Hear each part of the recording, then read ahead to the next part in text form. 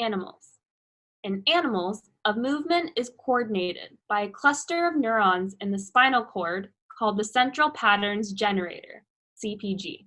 Produces signals that drive muscles to contract rhythmically in a way that produces running or walking, depending on the pattern of pulses.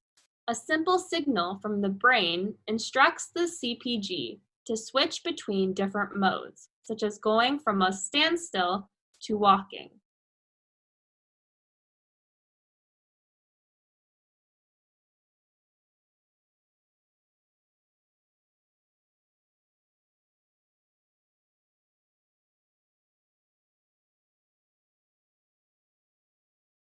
The ocean. The ocean has been getting bluer, according to a study published in the journal Nature. But that's not really good news for the planet. It means that the plants that give the ocean its green tint aren't doing well. Scientists say that's because the ocean has been getting warmer.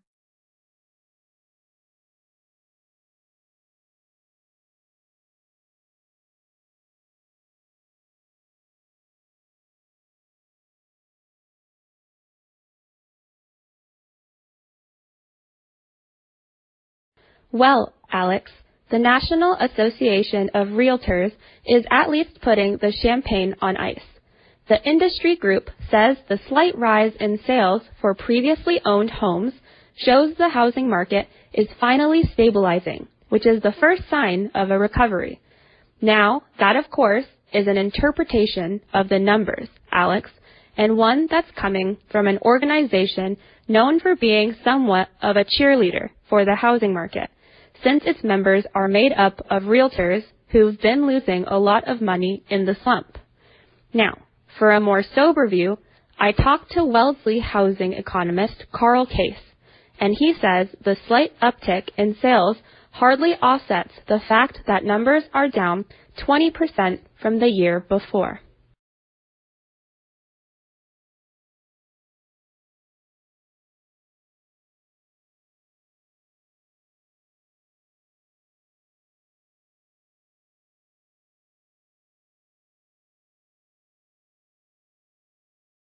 I think it's really important for young people not to feel restricted in their choices, and also to be aware of the choices that are available to them. And obviously, the media has an incredibly important role to play in that. I think we tend to talk about science as this big kind of monolith, but of course, actually, it's this beautiful, multifaceted thing. You know, there's almost something for everybody there. And there are so many different aspects of it. You know, somebody that's going to be attracted to working in biology might be a very different person from somebody who's attracted to engineering. I suppose it's about knowing the breadth of opportunities that are out there, and so anything that universities and broadcast media can do to make sure that those opportunities are visible.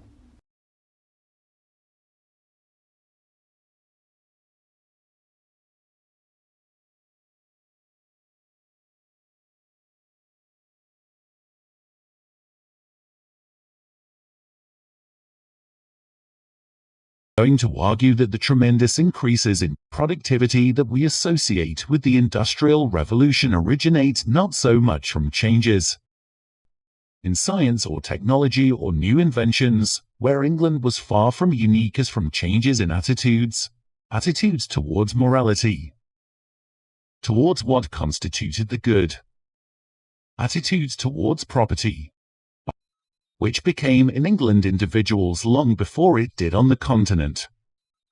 Attitudes toward the proper role of government. And together, these attitudes constitute much of what the Luddites were protesting against.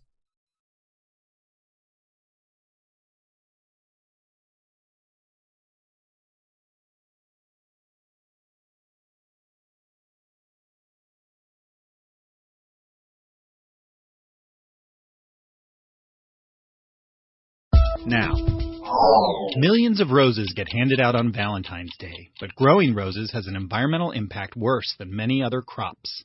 Start with climate change. Most roses in the US and Europe are imported from warmer climes. All that flying and trucking adds thousands of metric tons of carbon dioxide to the atmosphere. Then there's all the water needed to, well, water the flowers. and the runoff fouled by copious quantities of pesticides needed to make the roses look perfect. There's also the wildlife and workers poisoned by all that fumigation. Add to that habitat destruction where floral plantations displace native forest and wetlands. Finally, there's the refrigeration needed to keep those blooms fresh. The electricity is often produced by burning fossil fuels, and the refrigerant gases also exacerbate climate change. A more sustainable and possibly more romantic approach is to go with flowers certified by outfits like Veriflora, or even better, whatever flowers are in season locally. Of course, that's not much help for those of us in wintry climes. Maybe try writing a poem. Let's see. Roses are red, violets are blue.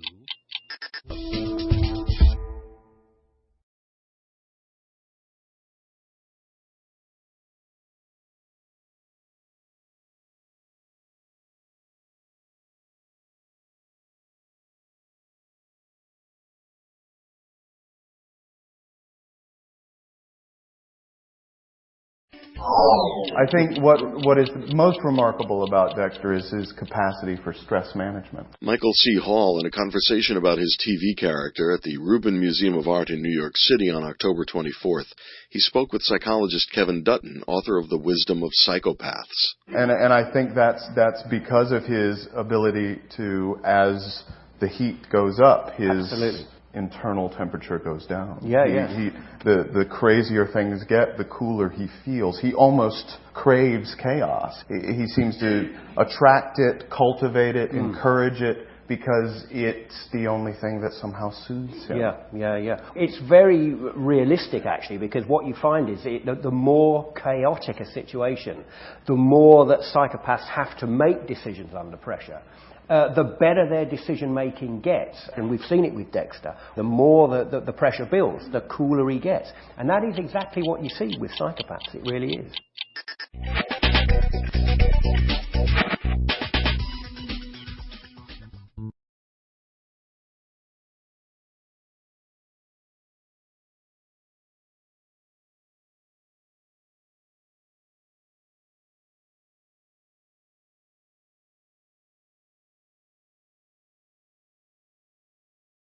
Mosquitoes are an unpleasant fact of summer, but 2012 has been especially bad for running into these irritating insects, because some carry West Nile virus, and they're known to have infected some 2,000 people in 48 states this year. At least 87 people have died from the infection, which can cause swelling in the brain. Almost half the cases have been in Texas, and to lower risk of infection, some areas have taken extreme measures, including aerial pesticide spraying. But people can take some simple measures on their own to reduce their risk. In an essay in Annals of Internal Medicine, public health experts make recommendations. First, simply avoid areas likely to have mosquitoes.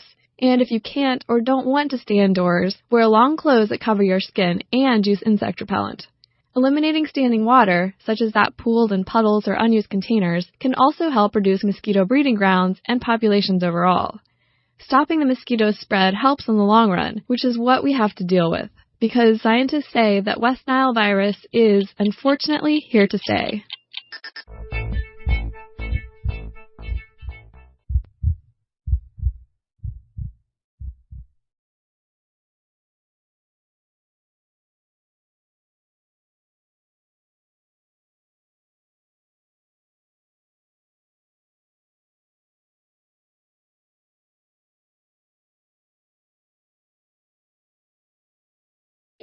Ronald Cotton went to prison for rape.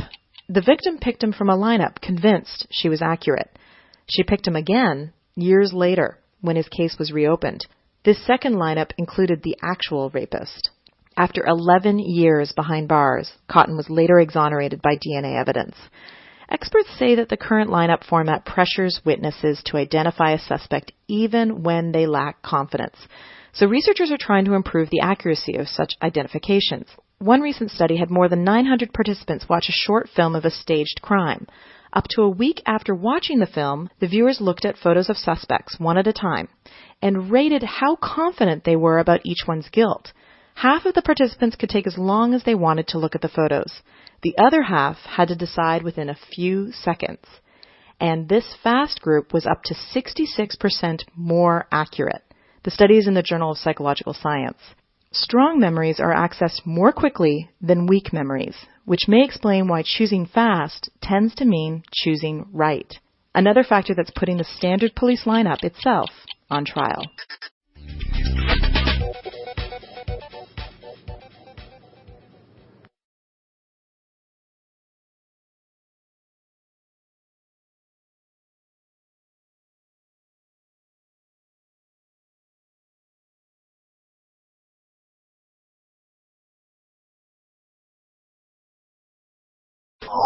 In lab tests, music and lighting can affect how much people eat.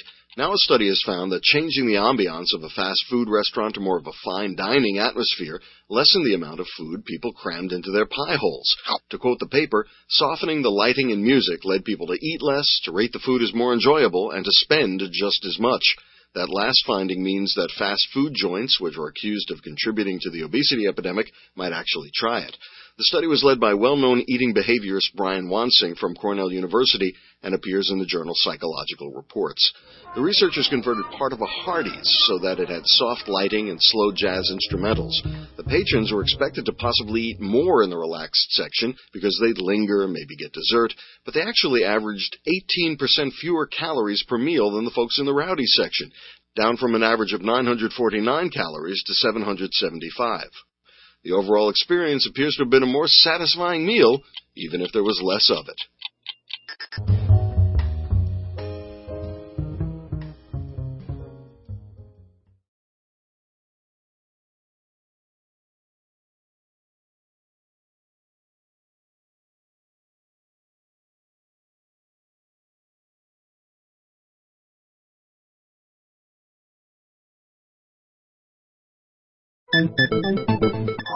If you're thinking about upgrading to Apple's new iPhone 5 when it debuts in a few weeks, you're going to have to figure out what to do with your current device.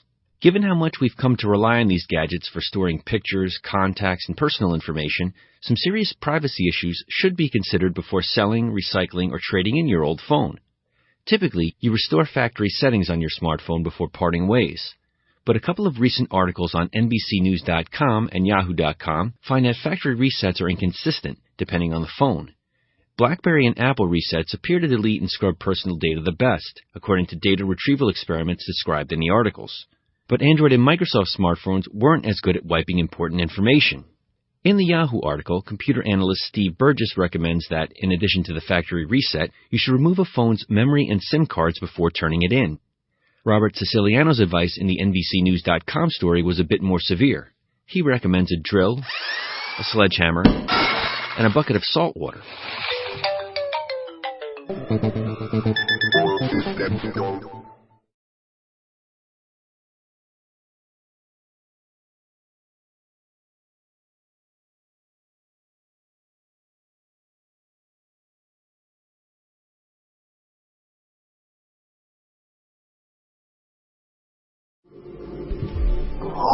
Icy objects such as comets may have helped start life on Earth by delivering water and carbon-based molecules to the young planet, because putting something on ice doesn't necessarily keep it from changing.